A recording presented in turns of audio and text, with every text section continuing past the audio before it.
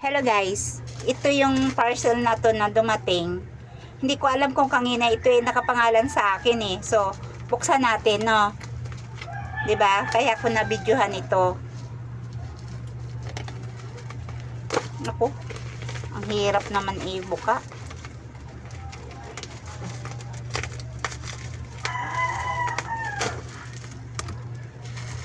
Ay, ano ito? Talaga? Ah, ilaw! Kay Ronald nang galing. Guys, oh. Papalitan kasi ng ilaw doon sa bahay.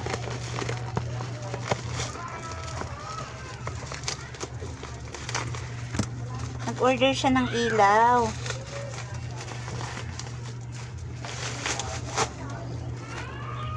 Ito siya. Ilang piraso? 4.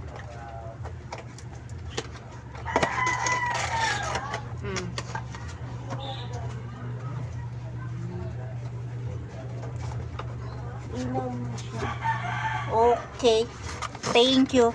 Lights guys, ilaw siya.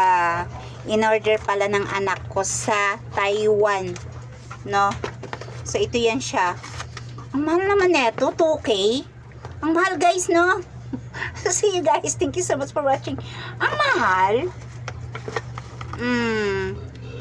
Ilaw to guys, doon sa bahay ipapalit, 'di ba guys? So, yan. Okay guys, so thank you so much. Ang mahal nga lang talaga guys kasi halos ang mahal talaga guys eh. 2,000 ito. Mahal, masyadong mahal. So nagulat ako guys kasi walang sinabi yung aking anak sa Taiwan na bibili siya ng ilaw, ngunit naka-address sa akin, no? So, napakaswerte ko pa rin sa aking anak kasi inaalala niya pa rin ako. Di ba guys? So, thank you so much guys for watching. Bye-bye!